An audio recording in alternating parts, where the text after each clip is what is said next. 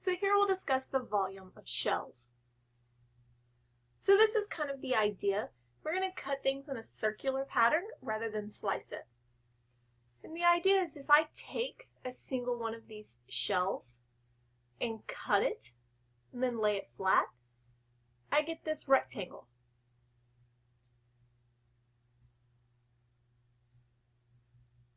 So the height of the rectangle is going to depend how far out from the origin we are.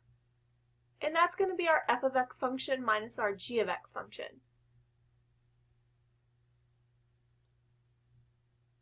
The length of this thing is going to be the circumference of the circle, which would be 2 pi r, which in this case is just x.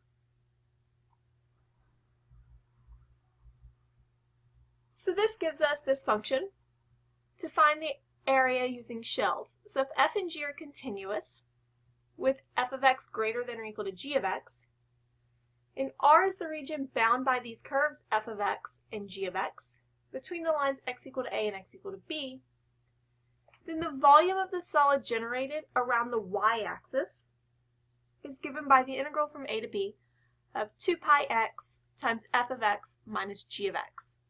So here we're going to be rotating around the y-axis.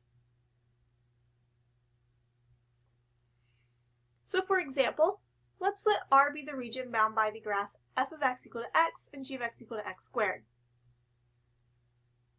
So we have the line y equal to x, and then the parabola x squared, and we want to find this area. So we can double check, but these intersect at the point 0, 0 and the point 1, 1. So here we have the integral from 0 to 1, 2 pi x times our top function, which is x, minus our bottom function, x squared. So I can pull out a 2 pi since it's just a constant. And then I have the integral of x squared minus x cubed dx.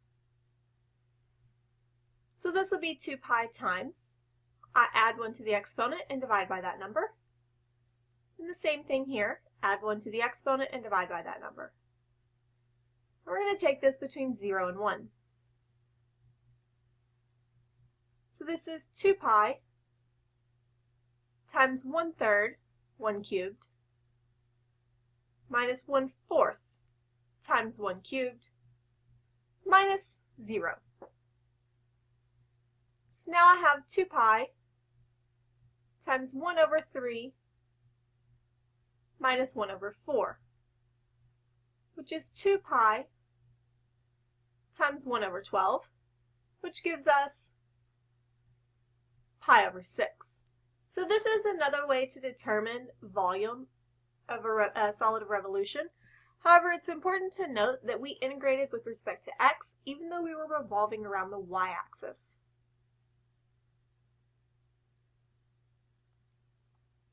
So here we'll consider the region bound by the graph f of x equal to the square root of x minus 1 and x minus 1 squared. So if we graph these functions, here's x minus 1,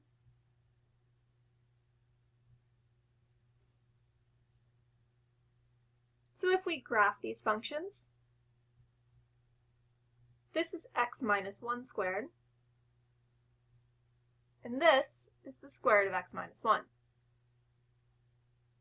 And you can double check this, but these are going to intersect at the point 1, 0, and then up here is the point 2, 1. So I have the integral from 0 to 1 of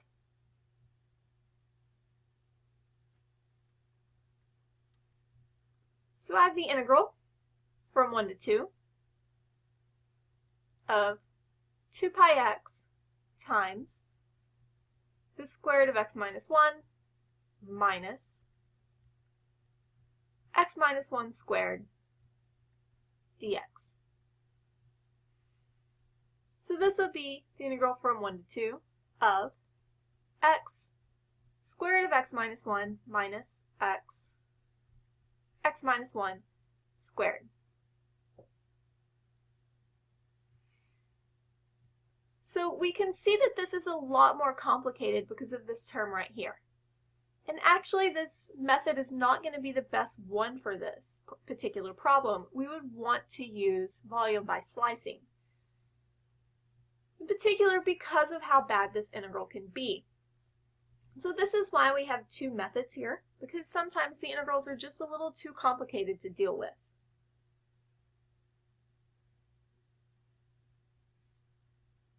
So if we want to revolve around the x-axis, we're going to have to integrate with respect to y.